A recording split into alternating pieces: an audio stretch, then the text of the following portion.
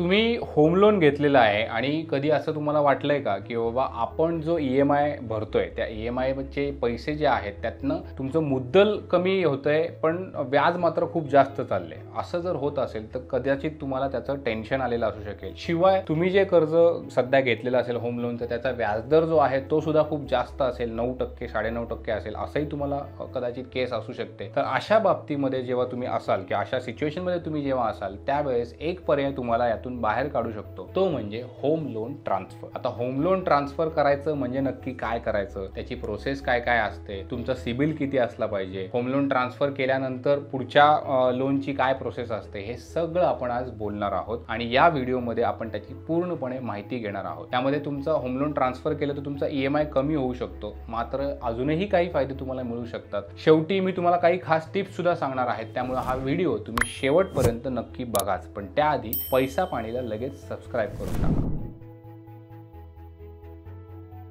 आता सगळ्यात आधी समजून घेऊयात की होम लोन बॅलन्स ट्रान्सफर म्हणजे नक्की काय. सोप्या शब्दात सांगायचं तर तुमचं सध्याचं जे होम लोन आहे ते एका बँकेमध्ये चालू आहे, ते दुसऱ्या बँकेमध्ये किंवा दुसऱ्या फायनान्शियल कंपनीमध्ये ट्रान्सफर करायचं, कारण तिथे तुम्हाला व्याजदर कमी मिळणार आहे, तुमचा EMI कमी होणार आहे. थोडक्यात तुम्ही तुमचं लोन दुसऱ्या बँकेमध्ये ट्रान्सफर करू शकता जिथे तुमचा EMI कमी होणार आहे. उदाहरण आपण एक साधारण बघूयात जेणेकरून तुम्हाला लक्षात येईल. समजा एका बँकेकडनं तुम्ही सध्या 50 लाखांचं होम लोन घेतले, त्यावर व्याजदर आहे 9%, तुम्ही दरमहा साधारणपणे 45,000 रुपये EMI भरताय. पण तुम्हाला असं कळतं की दुसरी बँक लोन फक्त 7.6% देते, तिथे तुम्ही जर लोन ट्रान्सफर केलं तर तुमचा EMI कमी होणार आहे, तुमचे लाखो रुपये वाचणार आहेत. हे खूप सोपं आहे बरोबर. पण थांबा, बॅलन्स ट्रान्सफर फक्त EMI कमी करण्यापुरतं आहे का? तर नाही, त्याचे इतर सुद्धा अनेक फायदे आहेत जे तुम्हाला माहिती असणं गरजेचं आहे. चला आपण आता त्याबद्दल बोलूया.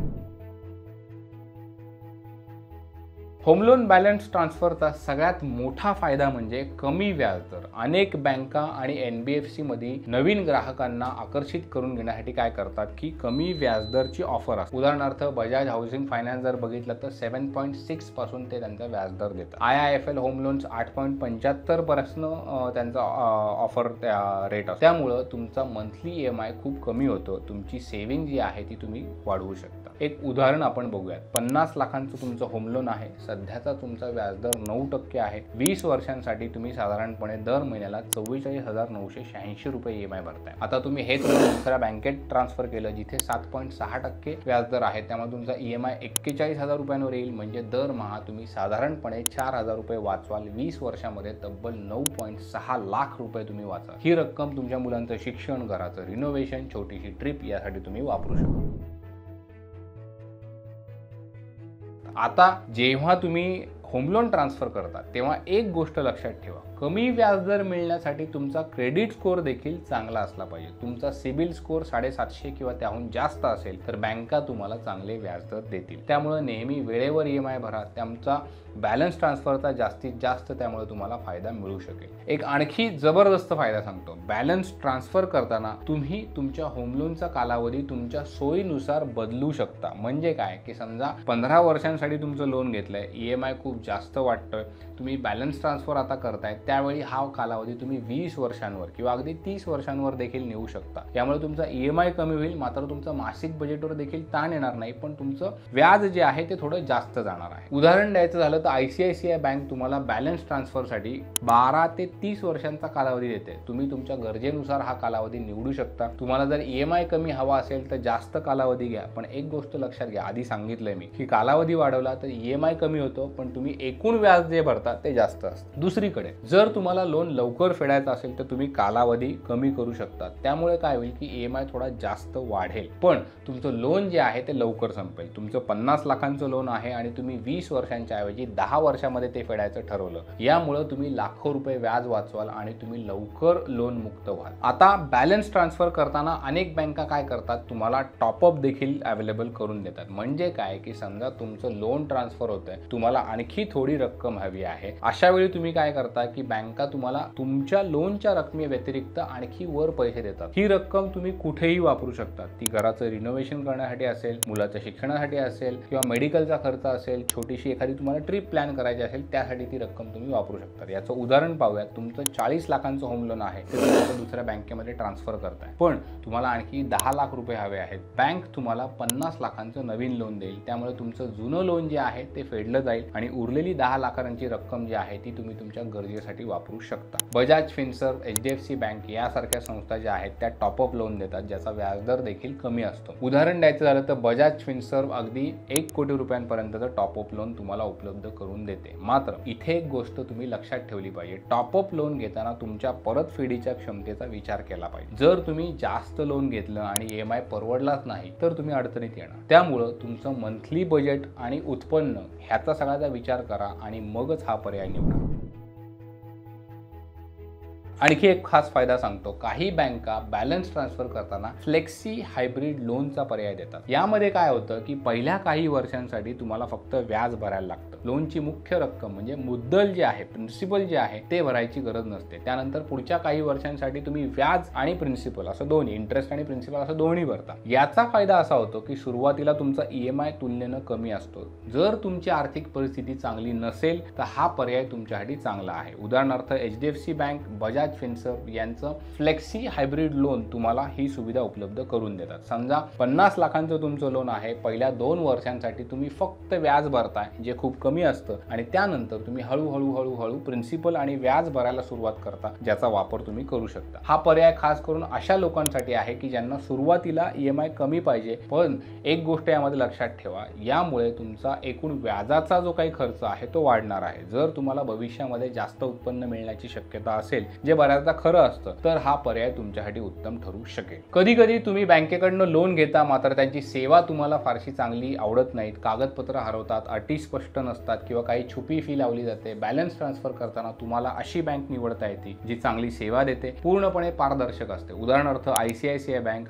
IIFL होम लोन्स यांच्या वेबसाईटवर तुम्हाला लोनच्या सगळ्या गोष्टी, सगळ्या फीजची माहिती तुम्हाला स्पष्टपणे दिसते। तुम्ही त्यांच्या ऑनलाईन EMI कॅल्क्युलेटरचा वापर करून तुमचा महिन्याचा EMI किती येणार आहे याचा अंदाज घेऊ शकता। ही ICICI किंवा IIFL ची जाहिरात नाही, हे आम्ही इथे नमूद करू इच्छितो। आता आणखी एक फायदा सांगतो, बॅलन्स ट्रान्सफर करताना अनेक बँका तुम्हाला प्री पेमेंट किंवा फोरक्लोजरचे पर्याय देतात। म्हणजे काय की समजा भविष्यामध्ये जास्त पैसे तुम्हाला मिळाले, ते बोनस मधून असतील किंवा इतर काही तुमचं उत्पन्न असेल, तुम्ही लोनचा काही भाग किंवा पूर्ण लोन वेळेच्या आधी फेडू शकता। काही बँका यासाठी फार कमी फी आकारतात किंवा फी घेतच नाही। उदाहरणार्थ बजाज फिनसर्व सारख्या ज्या काही संस्था आहेत किंवा त्याला NBFC आहेत त्यामध्ये फ्लोटिंग व्याजदर जर असेल तुमच्या लोनचा तर त्यावर प्री पेमेंट किंवा फोरक्लोजरसाठी कुठलीही फी आकारली जात नाही। बऱ्याचशा बँका फोरक्लोजरसाठी कुठलीही फी आकारत नाहीत। तुम्हाला जर बोनस मिळाला तर तुम्ही लोनचा पार्शल काही भाग जो आहे तो फेडू शकता, ज्यामुळे तुमचं प्रिन्सिपल कमी होतं आणि परिणामी तुमचा EMI कमी होऊ शकतो किंवा एकूण व्याज कमी होऊ शकतं। पण इथे एक गोष्ट लक्षात ठेवा, प्री पेमेंट आणि फोरक्लोजरच्या अटी बँकेनुसार बदलत असतात, त्यामुळे लोन ट्रान्सफर करताना याबाबत स्पष्टपणे तुम्ही माहिती घ्या आणि मगच तुमचा निर्णय घ्या। होम लोन बॅलन्स ट्रान्सफरचा आणखी एक फायदा म्हणजे तुमचा क्रेडिट स्कोअर सुधारतो। कसं? कारण जेव्हा तुम्ही लोन ट्रान्सफर करता तेव्हा तुम्हाला EMI जो आहे तो कमी असतो, व्याजदर जो आहे तो कमी असतो, त्यामुळे EMI भरणं तुम्हाला सोपं जातं। तुम्ही वेळच्या वेळी EMI भरता, कुठला EMI तुमच्याकडनं चुकत नाही, तुमचं पेमेंट रेकॉर्ड चांगलं राहतं, याचा थेट परिणाम तुमच्या क्रेडिट स्कोअरवर। पण यासाठी आणखी एक गोष्ट महत्त्वाची आहे, ते म्हणजे तुम्ही नवीन बँकेमध्ये जेव्हा होम लोन ट्रान्सफर करता त्यावेळेस तुम्ही नियमितपणे EMI भरत राहणं गरजेचं आहे। एकदा का तुमचं पेमेंट रेकॉर्ड सुधारलं की तुम्हाला आणखी बँकांकडनं तुम्हाला चांगल्या ऑफर मिळू शकतात। आता या गोष्टी तुम्ही लक्षात ठेवल्या पाहिजे। तुम्हाला बॅलन्स ट्रान्सफरचे सगळे फायदे समजले, पण थांबा, काही गोष्टींची काळजी देखील तुम्ही घेतली पाहिजे, नाहीतर तुमचा फायदा होण्याच्या ऐवजी नुकसान होणार आहे। सगळ्यात आधी बॅलन्स ट्रान्सफर करताना बँका काही फी आकारतात, ज्यामध्ये प्रोसेसिंग फी असू शकते, लीगल फी असू शकते किंवा इतर छोटी मोठी फी असू शकते। उदाहरणार्थ ICICI bank, Bajaj housing finance कमी प्रोसेसिंग फी आकारतात, मात्र काही बँका जास्त फी आकारतात, त्यामुळे ट्रान्सफर करताना सगळी फी तुम्ही नीट तपासून घेतली पाहिजे। दुसरं म्हणजे म्हणजे तुमचा क्रेडिट स्कोर जो आहे तो चांगला असणं खूप महत्त्वाचं आहे. जर तुमचा सिबिल स्कोर 700 किंवा 750 पेक्षा कमी असेल तर तुम्हाला कमी व्याजदर मिळणं तसं कठीण आहे. त्यामुळे नेहमी वेळेवर EMI भरा. तुमचा क्रेडिट स्कोर जो आहे तोच कायम चांगला त्यामुळे सुधारत राहील आणि तुम्हाला भविष्यामध्ये तुम्ही जे लोन घ्याल त्यावर चांगला व्याजदर मिळेल. तिसरं म्हणजे नवीन बँकेमध्ये लोन ट्रान्सफर करताना सगळ्या अटी वाचा, सगळे नियम नीट वाचा. काही बँका सुरुवातीला कमी व्याजदर दाखवतात, नंतर ते वाढवतात. फ्लोटिंग व्याजदर असलेलं लोन जर घेतलं तर व्याजदर बाजार जो काही कमी जास्त होत असतात त्याला लेंडिंग रेट म्हणतात, त्यानुसार ते कमी जास्त होतात. त्यामुळे फिक्स्ड लोन घ्यायचं की फ्लोटिंग रेट घ्यायचं हे तुम्ही ठरवा. तुम्ही जर टॉपअप लोन घेण्याचा विचार करत असाल तर तुमच्या परतफेडीची क्षमता किती आहे त्याचा विचार करा. जास्त लोन घेतलं, EMI परवडला नाही तर तुम्हीच अडचणीत येणार आहात. त्यामुळं तुमचं मासिक बजेट, उत्पन्न किती आहे याचा एकदा विचार करा आणि मग निर्णय घ्या. बॅलन्स ट्रान्सफर नक्की करायचं कसं हा तुम्हाला प्रश्न पडलेला असणारच. हे बॅलन्स ट्रान्सफर कसं नक्की करायचं त्याची तुम्ही काळजी करू नका. ही प्रक्रिया अतिशय सोपी आहे. आपण स्टेप बाय स्टेप आता लगेच थोडक्यात त्याची माहिती घेणार आहोत. सगळ्यात आधी तुम्हाला एक चांगली बँक किंवा NBFC शोधायला लागेल. ही बँक कमी व्याजदर देणारी, चांगली सेवा देणारी असावी. ICICI bank, HDFC bank, Bajaj housing finance सारख्या चांगल्या कंपन्या तुम्ही त्यामध्ये शॉर्टलिस्ट करू शकता. त्यांच्या ऑफर्स तुम्ही तपासू शकता. तुम्ही त्यांच्या वेबसाईटवर जाऊन ऑफर तपासू शकता. त्यानंतर काय असतं की त्या बँकेचे पात्रता निकष काय आहेत, यामुळे तुमचा क्रेडिट स्कोर किती आहे, तुमचं उत्पन्न किती आहे, सध्या लोनची माहिती किती आहे त्याचा समावेश असतो. उदाहरणार्थ ICICI बँकेमध्ये बॅलन्स ट्रान्सफरसाठी किमान 700 सिबिल स्कोर हवा असतो. बजाज फिन्सर्वसाठी 725 हवा असतो किंवा त्याहून जास्त हवा असतो. जर तुम्ही या निकषांवर पात्र ठरत असाल तर मग पुढची पायरी आहे ती म्हणजे कागदपत्र तुम्ही बँकेकडे किंवा NBFC कडे जमा करणे. काही मूलभूत कागदपत्र जी आहेत ती तुम्हाला जमा करायला लागतील. यामध्ये आधार कार्ड आहे, पॅन कार्ड आहे, पत्त्याचा पुरावा आहे, बँक स्टेटमेंट लागतं, सध्याची तुमची लोनची माहिती किती जी काय आहे ती तुम्हाला या बँकेकडनं त्या बँकेला द्यायला लागते. तुम्ही नोकरी करत असाल तर तुम्हाला सॅलरी स्लिप द्यायला लागतात, फॉर्म 16 द्यायला लागतो. नोकरी करत नसाल तर गेल्या 3 वर्षांचे ITR तुम्हाला द्यायला लागतात, प्रॉफिट अँड लॉस स्टेटमेंट द्यायला लागतात. आणि त्यानंतर पुढची स्टेप येते ती म्हणजे NOC म्हणजे काय की तुमची जुनी जी बँक आहे जिथं तुमचं सध्या लोन चालू आहे त्यांच्याकडनं तुम्हाला NOC घ्यायला लागेल. या पत्रामध्ये असं नमूद केलेलं असतं की जुन्या बँकेला तुमचं लोन दुसऱ्या बँकेमध्ये ट्रान्सफर करण्यावर कुठलीही हरकत नाही. हे मिळाल्यानंतर नवीन बँक तुमचं होम लोन ट्रान्सफर करेल आणि तुम्हाला EMIचं नवीन शेड्यूल दिलं जाईल. ही संपूर्ण प्रक्रिया 7 ते 15 दिवसात पूर्ण होते. काही वेळा थोडा जास्त अवधी लागू शकतो. IIFL होम लोन सारखी जी काही संस्था आहे त्यांची सगळी प्रक्रिया ऑनलाईन आहे, त्यामुळे तुमचा वेळ वाचतो, मेहनत वाचते. तर मित्रांनो, होम लोन बॅलन्स ट्रान्सफर हा एक स्मार्ट पर्याय आहे जो तुमचा आर्थिक ताण जो आहे तो कमी करू शकतो. कमी व्याजदर, टॉपअप लोन आणि चांगली सेवा यामुळे तुम्ही तुमच्या लोनचा बोजा हलका करू शकता. मात्र कुठलाही निर्णय घेण्यापूर्वी सगळ्या गोष्टी तुम्ही नीट तपासा, बँकेच्या अटी तपासा, बँकेची फी तपासा, तुमच्या गरजा काय आहेत याचा विचार करा. जर तुम्हाला हा व्हिडिओ आवडला असेल तर लाईक करायला अजिबात विसरू नका. तुमच्या मित्रमैत्रिणींना हा व्हिडिओ शेअर करा. त्यांचे होम लोन चालू असतील, त्यांना बॅलन्स ट्रान्सफर करायचा असेल तर हा व्हिडिओ त्यांना नक्कीच कामाला येईल. आणि पैसा पाणीला सबस्क्राईब करायला विसरू नका. तुम्हाला आणखी कुठल्या विषयावर व्हिडिओ हवा आहे ते आम्हाला कमेंट करून नक्की सांगा. आम्ही त्यावर व्हिडिओ बनवायचा नक्की प्रयत्न करूयात. मात्र सध्यासाठी आपण इथेच थांबूयात. पाहत राहा पैसा पाणी.